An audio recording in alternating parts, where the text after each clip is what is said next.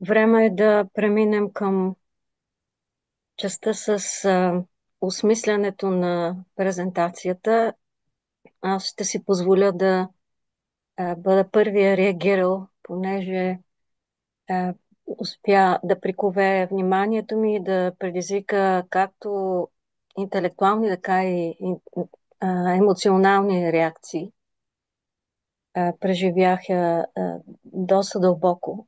А, Това, което ми се ще, може би да подчертая на първо място е силното впечатление, което ми направи акцента върху това ние да се опитаме да възстановим не какво да е, не просто да възстановим безопасността на пострадалия, което неминуемо е от ключова важност. Но възстановяването на възможността на пострадалия да участва в вземането на решения в централна роля, да възстановим един вид властта на много малко пъти. Заслушах се, опитах се чисто статистически да отчета колко пъти ще се спомене тази думичка, която ми се струва ключово важна. Говорихме за институции, говорихме за различни структури, процеси и така нататък. Злоупотребата с власт, с привилегии, с сила, сякаш разковничето, когато се опитаме да възстановяваме възможността на пострадалите да е, участват в овластена позиция в процесите на възстановяване на справедливостта, ние надскачаме традиционното правосъдие при всички положения. Това, което се е превърнало в традиционно, защото както стана дума в презентацията, традиции в по-далечен план и в различни типове общности от настоящата определено носят друг тип процеси. Какво се възстановява ми беше много интересно през какви различни призми се разгледа.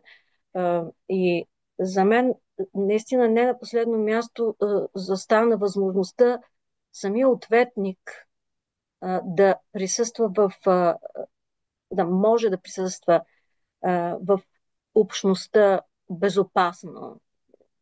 Не да бъде изолиран, не да бъде изключван, не да бъде заличен, устрахиран, унижен, лишен от достоинство, а напротив да се възстанови възможността му той да присъства достойно в общността, като съдейства активно за, така се каже, общото благо, за изцеляването както на пострадалия, така и на обществената тъкана, доверието между всички. Но възможността в това отношение на самата общност, на всички останали от общността, да съдействат за това изцеление, проактивно, да се възстанови способността, капацитета за носене на колективна отговорност. Това също много ми харесва. Носенето на колективна отговорност за изцелението на всички. Не за наказването, не за възмездието, а за осигуряване на спокойствието, на безопасността, на достойството на всеки засегнат. Така че да се трансформират общностните динамики. И аз вървя в тази посока на трансформацията на общностно ниво, възможността или капацитета на общността да функционира здравословно, не токсично. Но, за мен един проблем изникна. Доколко можем да говорим за възстановяване на такъв капацитет, ако този капацитет никога не е бил развит. Ако ние сме израснали в общности, които възпроизвеждат токсични динамики, иерархични неравнопоставености и тази власт, мощ, която възвръщаме на пострадалите, това достоинство, което уж се опитаме да им дадем отново, както и да дадем шанс за възстановяване достоинството на извършителите, на ответниците и така нататък, доколко изобщо да е имало на първо място. Така че за мен е много важно ние да успеем да еволюираме в самия език, с който промотираме принципите на възстановителното правосъдие, така че да започнем повече да говорим за трансформация на самите общностни структури, динамики в някаква някакво измерение, в което има реална хоризонталност, равнопоставеност, равностойност. И това, което е липсвало, а, може би като знания, като умения, като пример за това как могат нещата емпатично да се случват, да бъдат осигурени, така че за напред да няма рецидиви, да няма други пострадали и самия извършител или група извършители да са предпоставени в здравословното си присъствие и приноса за не само изцеление, но и за превенция изобщо на нуждата от изцеляване, изобщо да се предотврати нарушаването, нараняването на обществените взаимоотношения, лишаването на някого от право на участие в вземането на решение, лишаването от достоинство и така нататък. А, ако може да споделите размисли в това отношение ваши, ще съм благодарна. Аз мога да започна, като ще се опитам да не се отнеса твърде философски на някъде и да съм по-конкретна, но да, вече днес, ако говорим за термини, все по-често започваме да чуваме и трансформативно правосъдие, което добавя всъщност социалния фактор към възстановяването. Тоест, един вид надграждане на възстановителното правосъдие, което всъщност, когато говорим за възстановителните кръгове, то има някаква трансформация, има някаква общност на трансформация, дори заради факта, че общността е тази, която държи баланса. Говорейки за социалния фактор, аз имам предвид, че в всичко, което изказахме до тук, да, ние слагаме огромен фокус върху нуждите на пострадалия, неговия начин за хилинг, за това да се излекува, но трансформативното правосъдие поставя още едни въпроси относно какво в тази среда ни доведе до тук и как отново взаимно да го променим. А, Нещо друго, което ти каза, беше как да... ако изобщо няма нищо за възстановяване, нали? Как да ги съберем тези хора, през какво да ги съберем? Аз много го харесвам този въпрос, защото то винаги има нещо събирателно между нас. И всъщност това е част от процеса на възстановителното правосъдие, да намерим пресечените точки, да намерим къде ние се свързваме всъщност и се случва в самия процес. Нали? Ние може да сме коренно различни, с коренно различни убеждения и ценности и да тръгнем оттам, да, обаче ние сме хора. И за мен, това е вече абсолютно лично мнение, за мен обратното на властта, на властовия дисбаланс, всъщност е равнопоставеността. И това е процеса, да намерим какво ни поставя на една плоскост. Аз споменах и по-рано в презентацията, че хоризонтален е процеса на възстановително правосъдие, т.е. на една линия е. Там сме, поставени сме, равни сме и говорим. Да. Тук действително и ние, когато с Венера започнахме да осмисляме възстановителното правосъдие и всъщност как ние бихме го практикували или, така да кажем, популяризирали, си дадохме време да, точно на терминологично ниво да помислим върху а, възстановителното правосъдие и трансформативното правосъдие, което видяхме вече, че също започнало да битува като термин. А, и дали има разлика, каква е тя, как е по-добре да се назове това, което и ти каза много правилно, промяната на наратива също, доколко е важна, за да изпълнява истински целите, нали, за които е създадена. Ам, Сега факт, че ако излезем от така на чисто ниво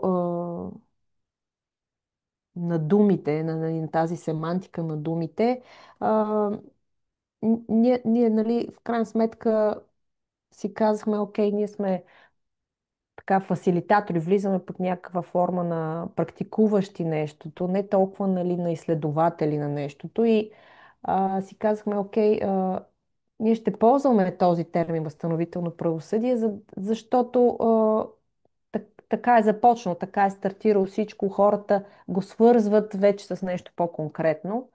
Но не случайно това, което споменахме и в презентацията, че възстановителните кръгове определено са метода, през който ние най-много се надяваме, че ще успеем да го практикуваме. Именно заради трансформативния потенциал. Но така, все пак избегнахме от това да наричаме трансформативно нали, правосъдие директно това, което правим. И тук, вече нали, връщайки се отново към думите, трансформативно също носи пък едно по-голямо очакване, може би, така да кажа. Сега възстановяването има вече нали, доста изследвания какво се възстановява, нали, този въпрос, който все повече така критикува първоначално създадения термин, нали, така да кажа, но пък и трансформативно носи своите така едни по-големи очаквания към тази среща, която някак си би следвало от самия процес да се случва промяната, а не толкова сега ще съберем, нали, и целта ни е трансформацията. Тоест, така че решихме по-скоро да се отласнем от терминологичното фокусиране, а, нали, да се концентрираме наистина м, върху целта, върху това ние все пак в практиката да ровим в тези първопричини, нали, да даваме пространство да се говори и за това. А, и пак за мен по-проблемната част е ние като фасилитатори как ги израваме, нали? А, и, а, и доколко всъщност се умяваме да дадем възможност на общността да го направи. Защото именно тук е ключа към развитието на тази общност да преодолее собствените си предразсъдъци. Нали, това не следва да е заключение, което ние ще й дадем на готово и ще го посочим. Пак казвам, просто трябва да им дадем процеса, в който да започне да се случва това преобразуване на парадигмите а, и, и работа с предразсъдъците. Най-вече. С моделите, които са толкова дълбоко закоренени във всеки от нас. Дори тук ние съществуваме. То биологично дори е подадено човек да работи с предразсъдъци. Венера, мисля, че веднъж ми го обяснява. Това за да се защити. Нали, бързо да квалифицира от срещната страна, за да на биологично ниво, нали, да успее да се ще е по-силен, по-голям. Веднага, нали, такива етикетиране, нали, всъщност се случва, за да може човека да живее, да се адаптира, нали, което е важно. На него са му нужни тези бързи етикети. Така че, да, по-скоро, нали, възстановителните практики следва да дадат пространството най-вече за процес на преодоляване и на това. А, но пак казвам, нали, сякаш, че не толкова да се фокусираме с какви предразсъдъци идва общността, как би повлияло, нали, да дадем шанс за процеса да се случи. Много ми хареса това, че се уточнява, че фасилитаторите на тези процеси не изземват властта на общността. Или не са представители на тази общност, във властовия смисъл. Нали? По-скоро помагат за самовластяването в този колективен план, по смисъла на възстановяването на баланса, по смисъла на развитието на капацитета за групово самоизцеление, така да се каже. В този смисъл един вид фасилитаторите, ако държат рамката на самия процес, то самата общност държи цялостната рамка, би следвало да може. Би следвало да бъде подпомогната в това да държи двата полюса заедно. Осигуряването на емпатия към болката, което трябва да е, според мен, травма информирано, защото в това отношение има нужда от повишаване на осведомеността и капацитета със сигурност, и ангажимент към трансформация отвъд възмездието, отвъд насилието, защото това също многократно ми изникна като тема по време на презентацията. Когато ние даваме възможност, връщаме властта в ръцете на пострадалия, травматичното преживяване в една среда, в която доминира търсенето на възмездие и наказание, може автоматично и многократно съм ставала свидетел как автоматично кара самия пострадал да търси някакъв тип наказание и възмездие, да не може да го надгради.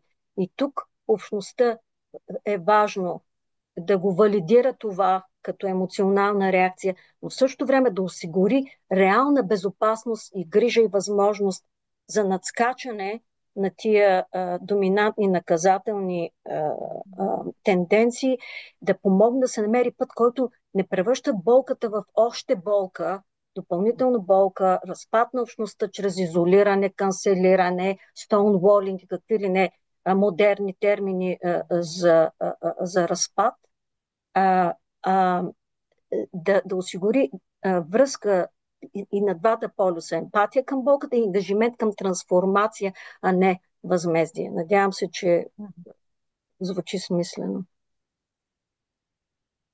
Да. За мен да, аз лично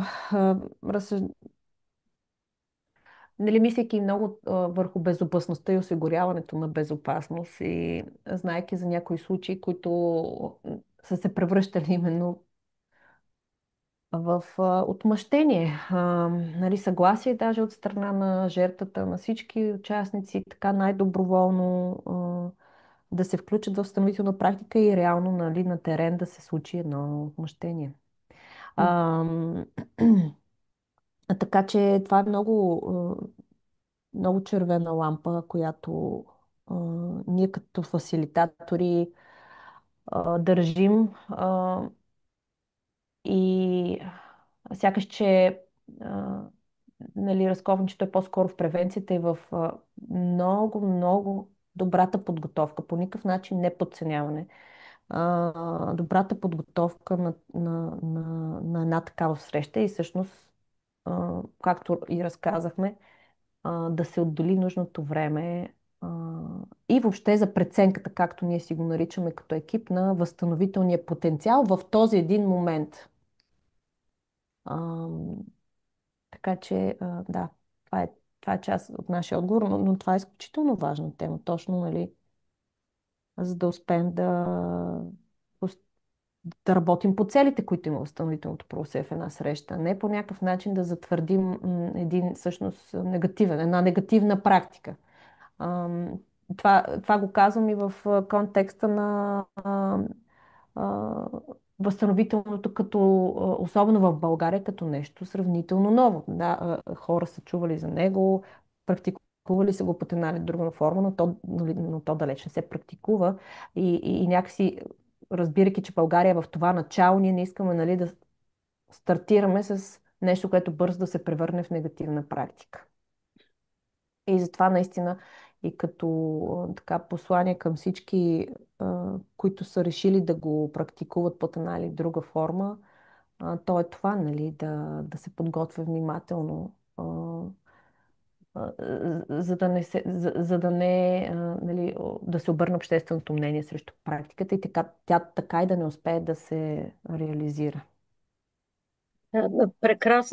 Прекрасни думи и това ми напомня за лични преживявания като представител на антиавторитарната активистка общност, в която възстановителното и трансформативното правосъдие са познати като понятия отдавна, но практиката в някакъв случай се разминава и съм ставал свидетел как те се превръщат в шапка, някакъв етикет за легитимиране на някакъв тип лов на вещици.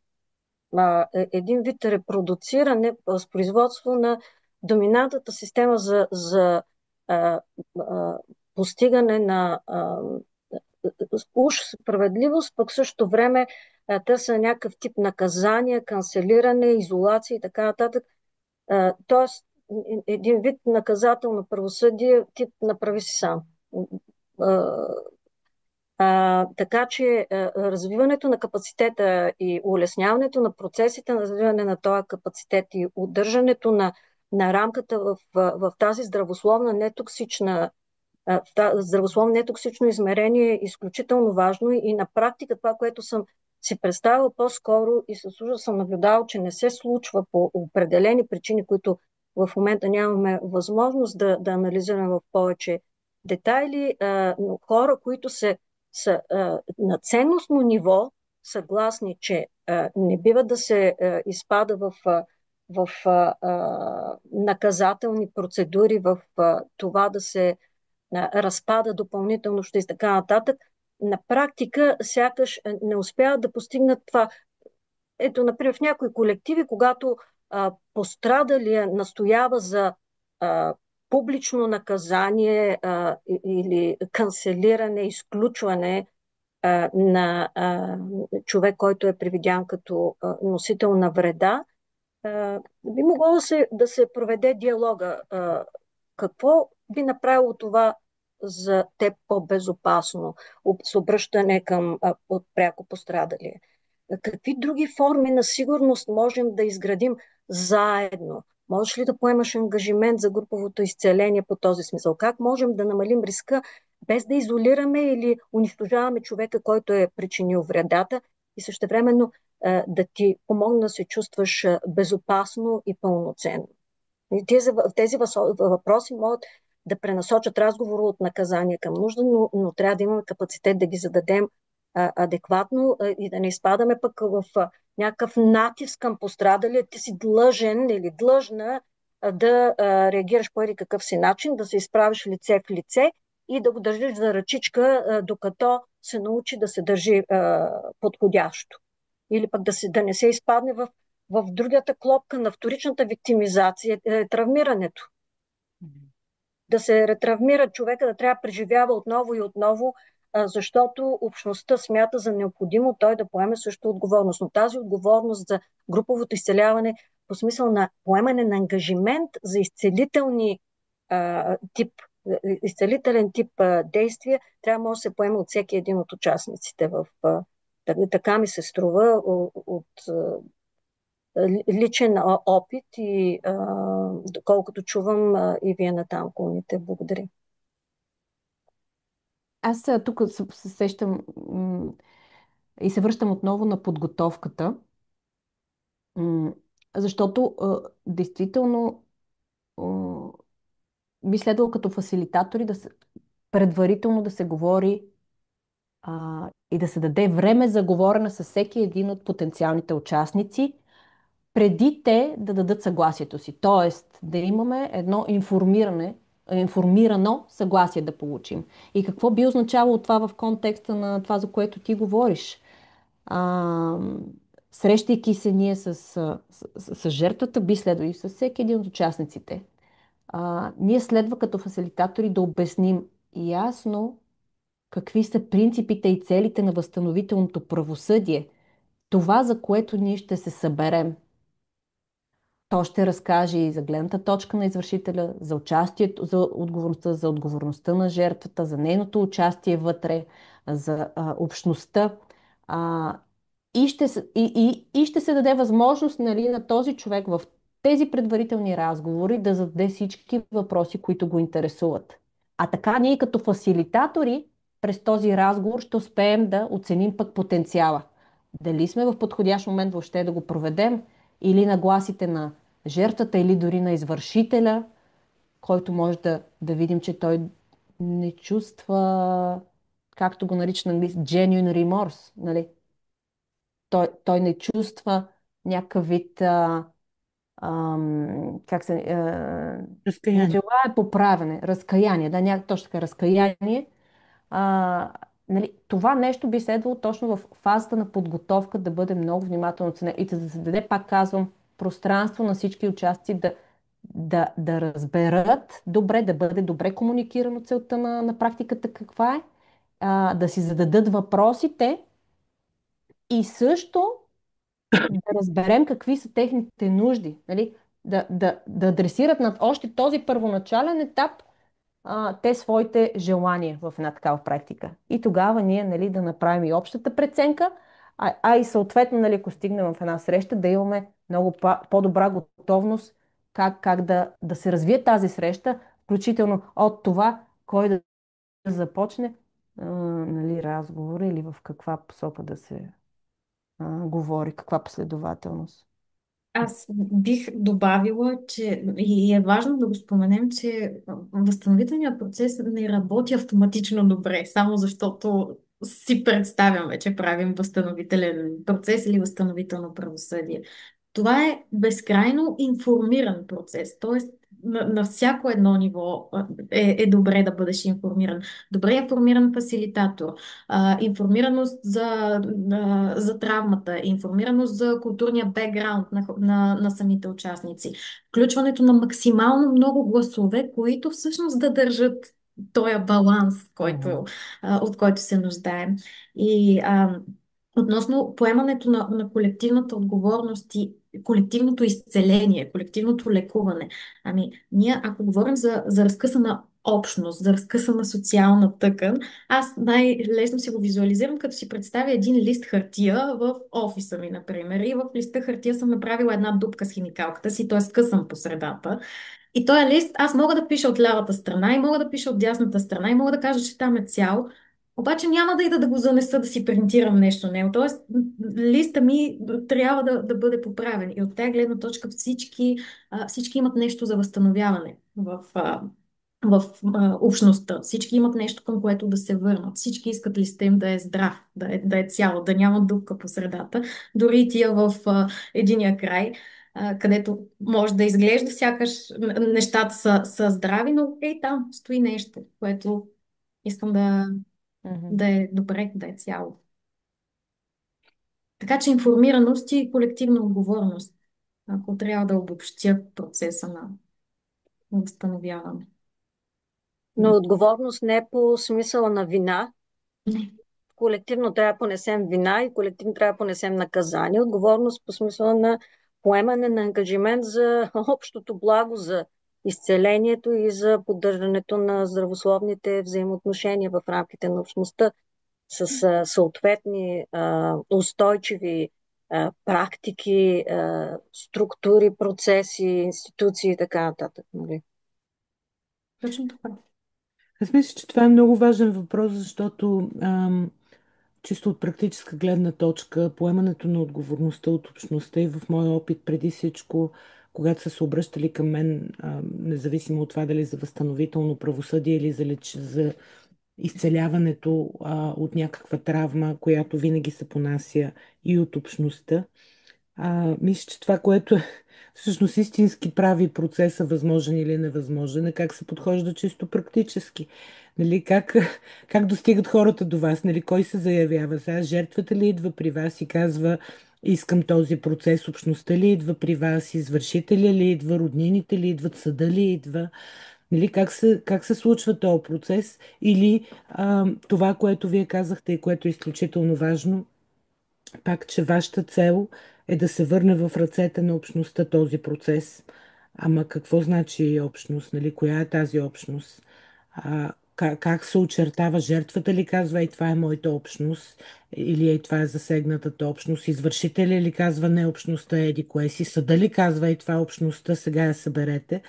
И как я събирате тая общност? Нали, ходите, нали, вие казвате подготовка, ама то за да се стигне до подготовката трябва да се изпълнят много стъпки. Първо човека, някой, не знам кой, трябва да се обърне към вас. Едва ли една общност от 150 човека идва и казва, нали, чука ви на вратата и казва, елате тук, нали, върнете ни процеса в нашите ръце и ни научете как да го правиме.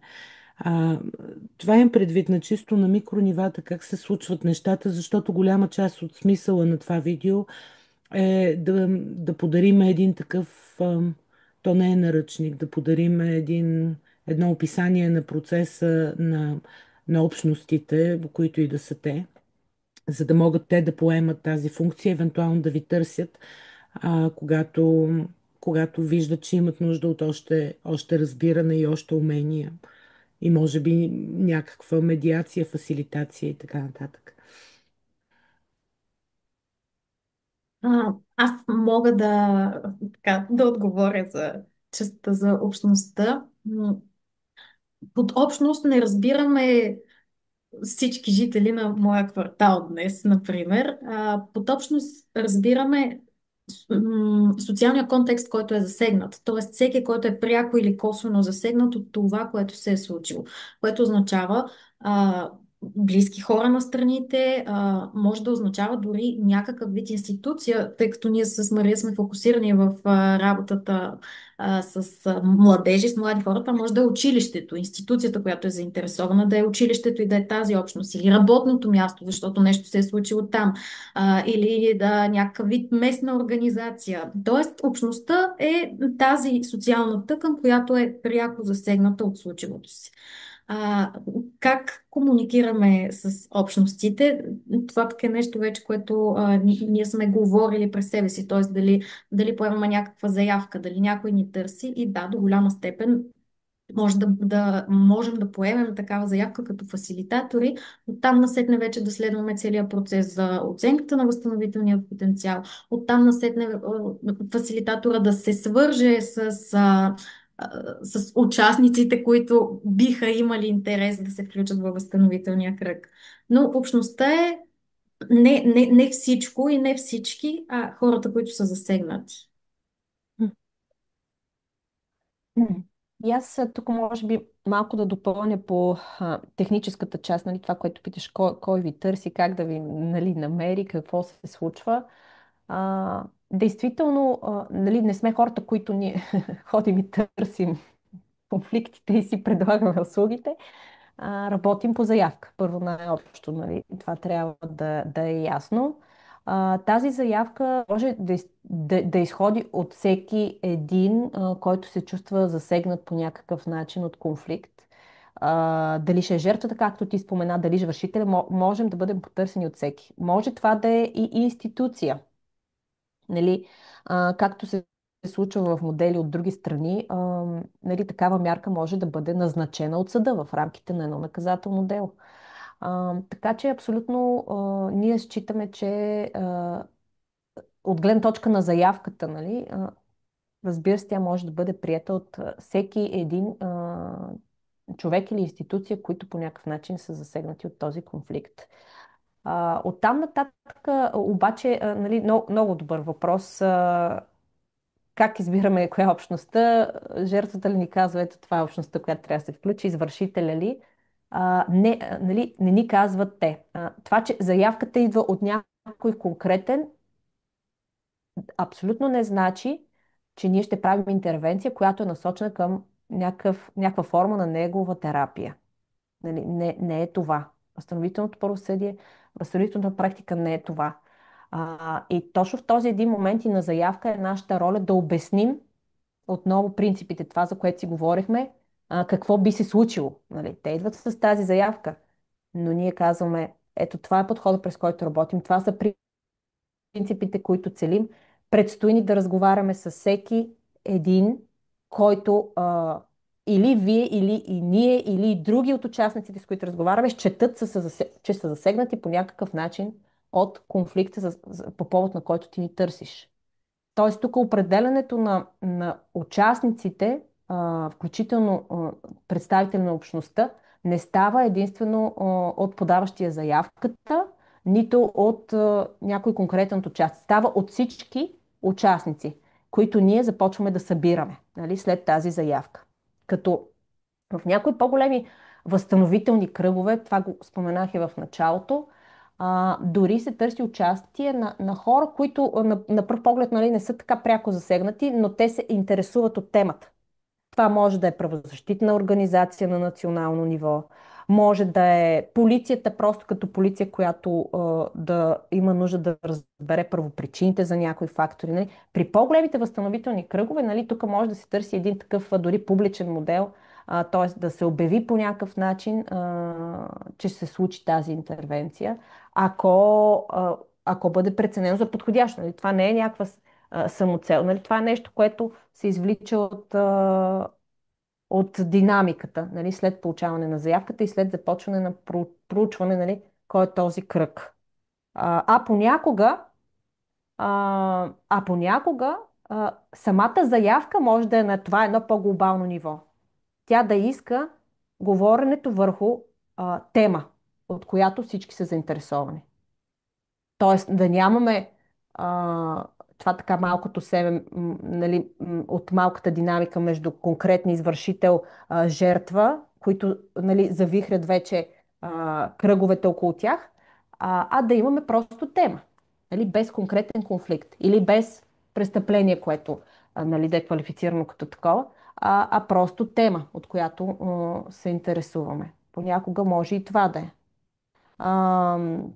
Но чисто традиционно, нали, тук пак трябва да кажа, връщайки към отново термина възстановително правосъдие, той се заражда като такъв в криминален контекст. Нали, казвам го просто чисто исторически. Нали, и даже още 50-та година, 50-те години, от, така, един от родоначалниците чисто на термина казва, че един американски психолог Алберт Еглъш, който се занимава всъщност с извършители, с такива, които дори излежават присъди. И той някакси го черпи дори от работата си с групи, с анонимни алкохолици и така, нали, го нарича първоначално Creative Retribution, мисля, което по-късно, нали, самия той, нали, казва Restorative Justice. Той дори измисля вече по-към 70-те и самия термин, но да, традиционно той е свързан, нали, с криминалния контекст и когато на масата имаме вече извършено престъпление, но вече съвременните практики разширяват неговото приложение. Намерили са ползата, нали, то да бъде разширено до конфликтите и дори до обсъждането на теми през подхода. М. Така. Аз след това всъщност искам да попитам, ам, нали, очакването и фантазията е, че ам, този вид правосъдие е насочено към изцеляването на жертвата. Аз не знам дали съм ви споделила, но моя докторат е на тема епистемологията на насилието и всъщност колко е трудно, даже невъзможно да се каже кой е жертва и кой е насилник. Включително и в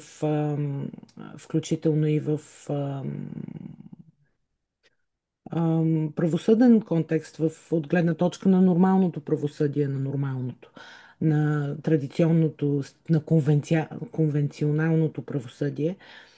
Изключително трудно, освен това, нали, това са резултати от властови динамики. Всъщност, едно от най-важните неща, които аз поне се опитвам да направя в работата си, е да се работи с това разбиране, нали, че жертва, насилник и байстендър са много удобни категории от теоретична гледна точка, но когато стане въпрос за практическото приложение, това е много трудно да се случи. Съответно, това, което аз правя е, че работя с заявителя, нали, в зависимост от това кой като какъв се заявява. Аз не го приемам като чиста монета, разбира се, защото съм отвъд тия категории. Но какво правиме, нали? Идва някакъв човек и казва, нали, аз съм жертва, този е насилник и съответно ако нали, как го преценяваме и го определяме. И от този разговор всъщност аз разбрах, че това, което казвате, е, че това, което се възстановява, не е травмата, не се лекува травмата на непременно, травмата на пострадалия или на жертвата, или пък на насилника, който започва да се преживява като жертва заради това, че са го обвинили, че е насилник или по някакъв друг начин, или пък смята, че е бил предизвикан да извърши някаква вреда. А това, което се възстановява всъщност е а, тъканта на, тъканта на общността. И това, което лекува е живот и здраве, предполагам, след много години, когато се излекува общността, ако се излекува, а, се по този начин се лекуват и самите извършител и жертва, като им се предоставя альтернативен модел. Не знам дали правилно разбирам, но такива разсъждения бяха провокирани в голяма степен от презентацията и особено от финала, нали, в която за мен е абсолютно брутално. Нали, през 16 век мъжът е бил победител, сега през 21 жената е победител, ама се нечия глава е отрязана. А, нали, това ми се стори супер брутално и така а, все едно, нали, кой ще победи във властовите битки, кой ще излезе отгоре. А който отгоре винаги е насилник, нали, който не е в равнопоставена позиция а, и не носи отговорност, нали, за грижа към този, който е отдолу. Нали, това конституира насилие по някакъв начин. Аз ще си позволя малко да разширя и този обхват за властовите динамики, защото се опитам от известно време да обърна внимание на ниво общност, която може да е в неравнопоставено положение в рамките на обществото. Защото съм представител на такава антиавторитарната общност, която най-много ме касае и която ми се ще да бъде не само теоретичен, но и практически образец за възстановително и трансформативно правосъдие и постигане на социална справедливост на практика, се явява властово неравнопоставена в рамките на общността, репресирана по някакъв начин. Когато ние се опитваме да осигурим един по-широк кръг от заинтересовани, в него може да попаднат някои фактори, които на практика допринасят за потискането на съответната общност. Антиавторитарната общност е исторически и ценностно противопоставена, примерно, на фашизираните групировки в обществото. Ако това, с което се занимаваме, излезе, достигне до знанието на тези, които се опитват да унищожат антиавторитарните движения, те могат да го използват като начин, като оръжие. Ако бъдем преживени като уязвими, ето вижте ги какви насилници са, колко са неадекватни, на практика това може да виктимизира цялата общност, която е опитала отговорно да се заяви като носител на такива възстановителни процеси. Така че много трябва да се внимава и с тия по-широки властови неравнопоставености. Ролята на фасилитатора, според мен, в това отношение трябва да е също много информирана и политически информирана.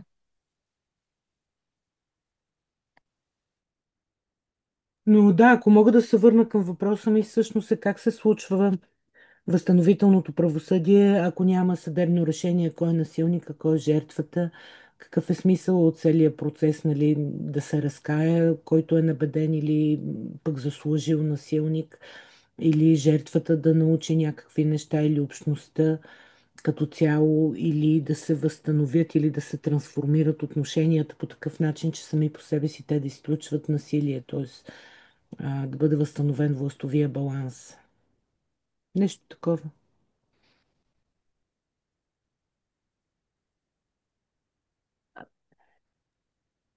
А, ух, възстановя баланс, дисбаланс и как да разпознаем жертвата и насилника. Много е сложно. Всъщност ти, Милена, докато говореше, и аз си мислех за... Всъщност и Гал, докато говореше, си мислех за един наш учебен случай, през който бяхме минали с Мария и всъщност ние там трябваше да разиграем различни роли. Бяхме разделени на групи. Един от нас, една от групите беше групата на жертвата, една от групата беше групата на насилника и една от групите беше групата на общността, като имаше и фасилитатор. А, дори не знам, Мария, дали не го разказах съвсем наскоро пак, като някакво такова преживяване, но явно доста често се сещам за него. И на мен мисля, че ми се беше паднало точно да съм в групата на извършителя, на насилник. Ставаше въпрос за две младежи, става въпрос за двама младежи, от които единия не спира така да пише расистки неща в тетрадката на съученика си, който пък е с някакво специфично на всичкото отгоре така увреждане, и то видимо увреждане, не спира да му слага плакати. Тоест абсолютен булинг, абсолютен тормоз от едното дете към другото. И всъщност докато аз бях в тази група, в която трябваше да съм извършителя в този случай, ние имахме неговия фон, всъщност, откъде идва този човек, какво му се е случило и как му се е случило. И един много катарзисен момент, наистина да осъзнаеш, че насилието води до насилие, че тъгата води до тъга, че негативните преживявания водят до други негативни преживявания. Всъщност в оригиналния случай, когато вече не го разиграваме, става точно това осъзнаване на единия и на другия. Аз също съм жертва на нещо. В този случай, това, че съм жертва на нещо, но тук отнасям се изключително като психолог се отнесох в момента в темата, не като, не като фасилитатор по възстановително правосъдие, но това е, то се предава. А, как ние го разграничаваме? Тоест, този много точен, ясен и конкретен въпрос. Ами, ето, то има ситуация и в тази ситуация има един извършител и има един насилник. Вече в процеса какво се разкрива е част от самия процес. Тоест няма как да се А, случи възстановително правосъдие, ако жертвата казва този е насилник, ама никой нито го е видял, нали, този насилник, нито е видял да извършва такова действие, няма никакви доказателства. Какво правиме тогава? Няма как да се случи възстановително правосъдие, ако жертвата казва този е насилник и този насилник не поема, не го приема, не не го го признавам. признава Да. за себе си. Няма как да стане, защото това е един от първите принципи, които ние трябва да следваме. Осъзнатост и участие, приемайки личната Доброволно, да. отговорност. Да. Тоест, ние, спазвайки основния принцип на доброволност на участието, имаме една презумпция, че жертвата и извършителя са се Разбрали кой? разпознали като такива. Мгм. Да. Ние в противен случай бихме изпаднали в някаква форма на неформален традиционен наказателен процес, Мгм. където едни неформални, нали, съдници решаваме кой е извършител или жертвата или къде е вината. Това не е целта. Нали. Фокуса отново, нали, като разлика между традиционната наказателна система, не е в миналото и вината и нарушените правила, нали, бъдещето, поправенето. И за да го имаме това, нали, ние трябва да имаме едно доброволно съгласие за участие в това поправяне, което предполага всъщност разпознаването на участниците в различните им роли. Нали, те се включват. Така че О, то не е изключено обаче тук да кажа а, такива кръгове да се случат и без извършителя. м, Е, това също е важно да се уточни. Нали, ако се счете, че заявката би могла да донесе. Пак зависи много наистина от фактите около м, случилото се, но може, пак казвам, да се случи без някои от традиционните участници. да. Аз си мислех и за това, че всъщност много често, поне в моя опит, заявката идва от общността, която е травмирана. дори да идва с заявка, нали, да се промени насилника или да се излекува жертвата, всъщност общността е тази, която е травмирана, защото, както вие казахте толкова много пъти, тъканта, социалната тъкан е разкъсана и там всъщност трябва да потъкат различни процеси на лечение, може би на самолечение или съответно на разпад. Нали, това, което ми се струва, че е най-трудно да се получи, е когато нито жертвата, нито извършителя са склонни да работят с общността и заявката идва от общността, която преживява страдание, болка и така нататък от това, което се е случило, нали, но тогава това не е възстановително правосъдие, защото възстановява се тъканта надяваме се, или напротив, нали, раната гангренясва и се разкъсва окончателно и се стига до срив на общността. Чудя се смисъл. А, С- сега тук чисто а, познавайки различните практики от различните страни, бих казал, че действително е много разтегнато вече понятието за възстановително правосъдие. Трябва да се назове това.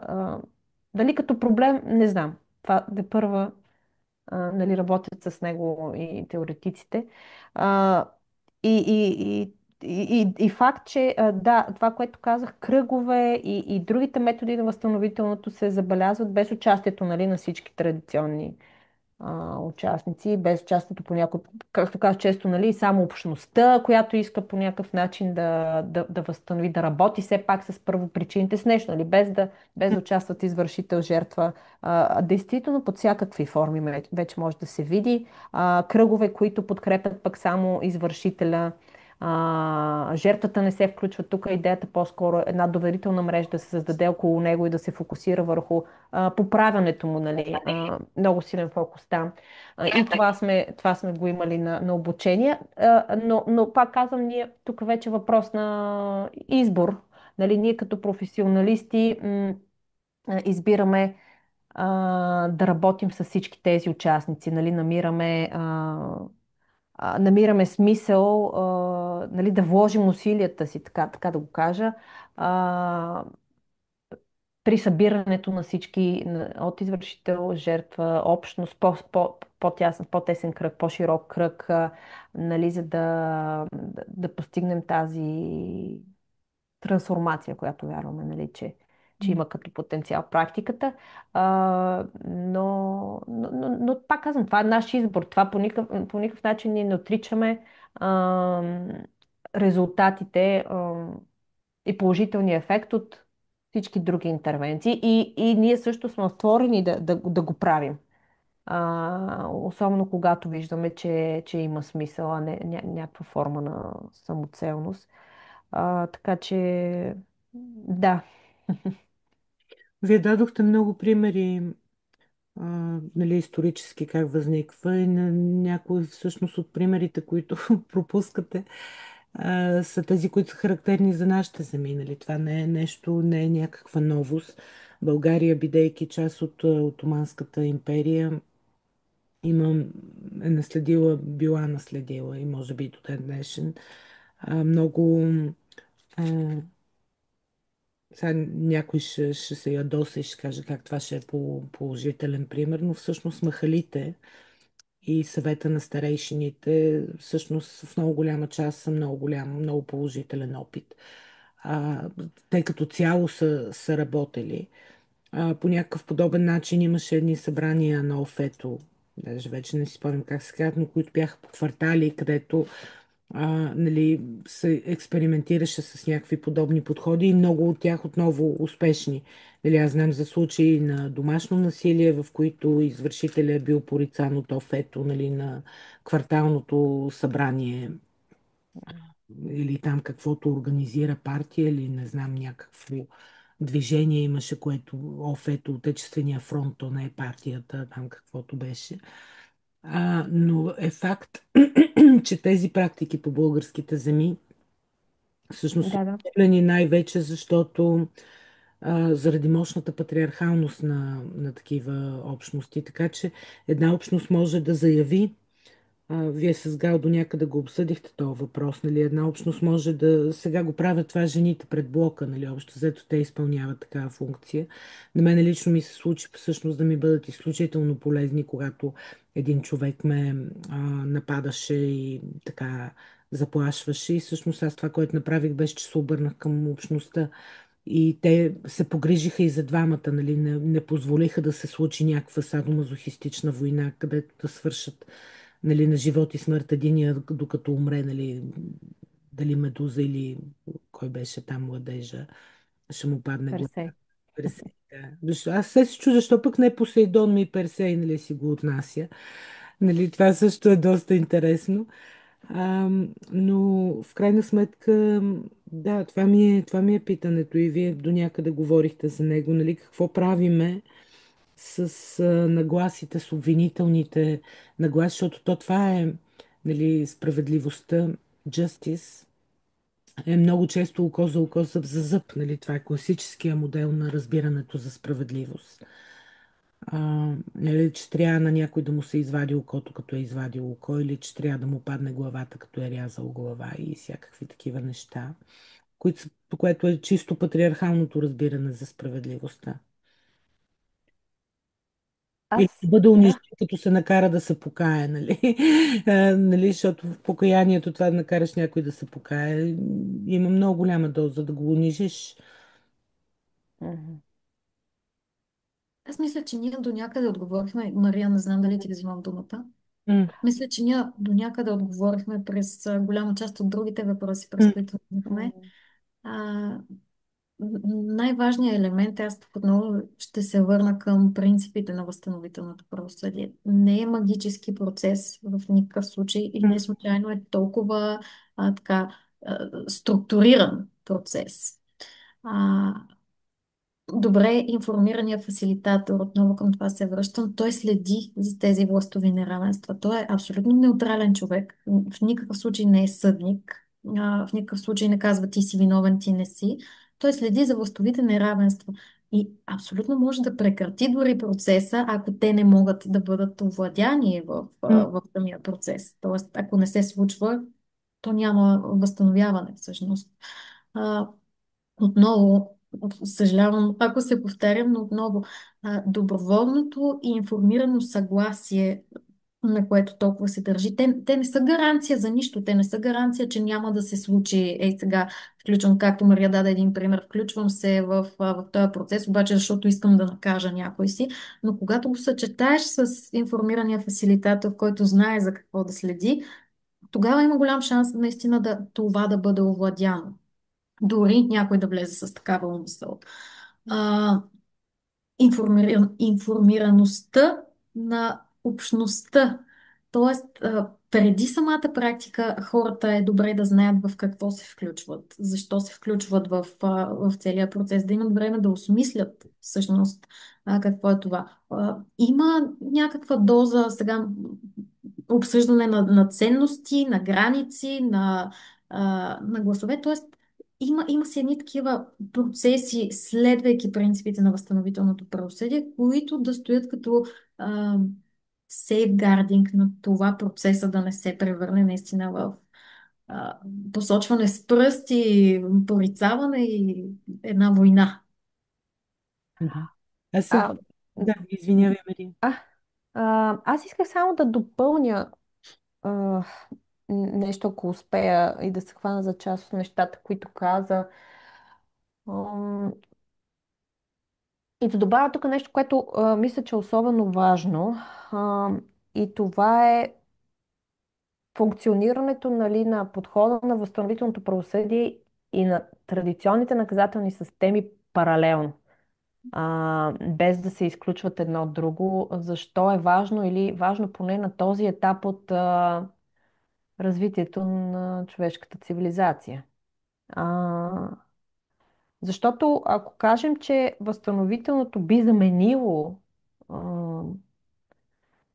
изцяло целите, нали, на наказателната правосъдна система, по-успешно би постигнало едно или друго, а, вероятно ще сбъркаме в това, че нали, традиционната наказателна система има е в голяма част функцията да предпази от извършването на повторно престъпление и да нали, запази безопасността на едно много физическо ниво, нали, на общността.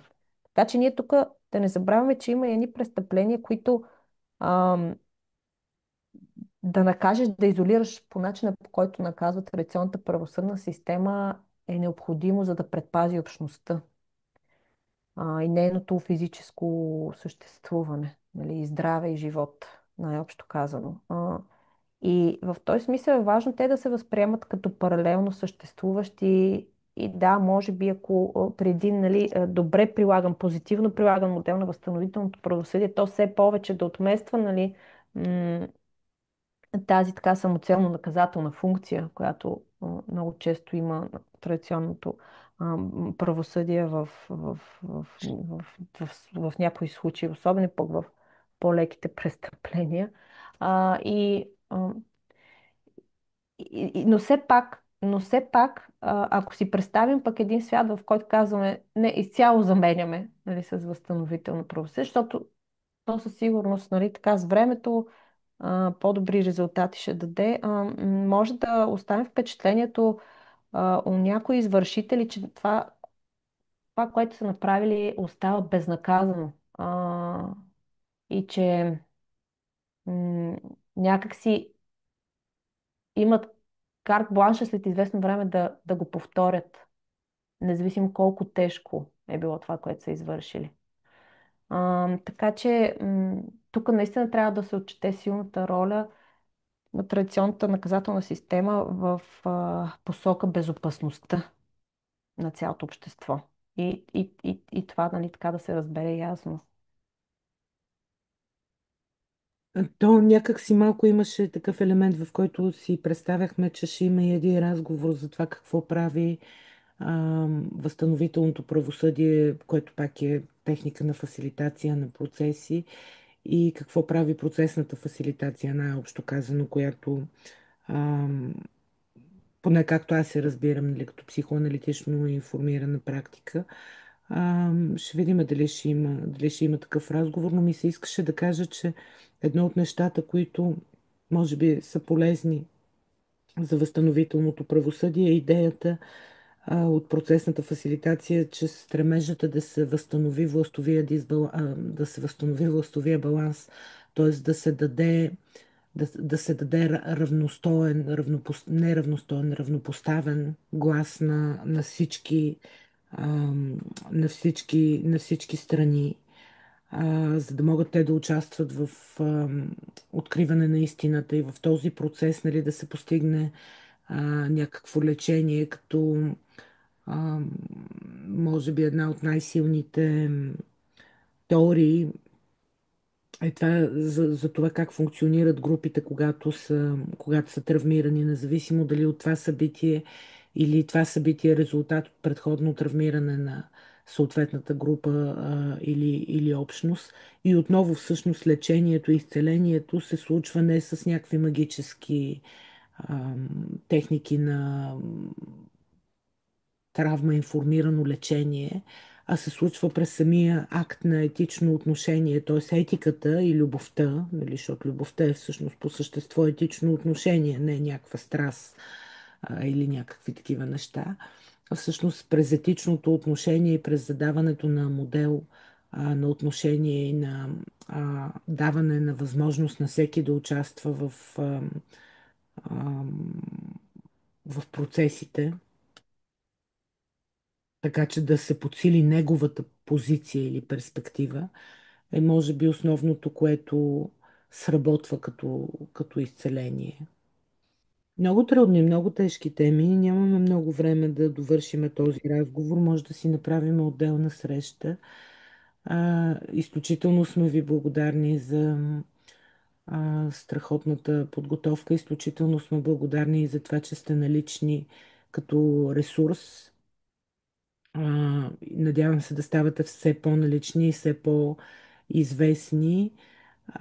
И се надявам, нали, тази серия от записи, от видеа да направи възможно такъв процес, в който повече хора разбират какъв е смисъл и ползата от възстановителното правосъдие и от работата а,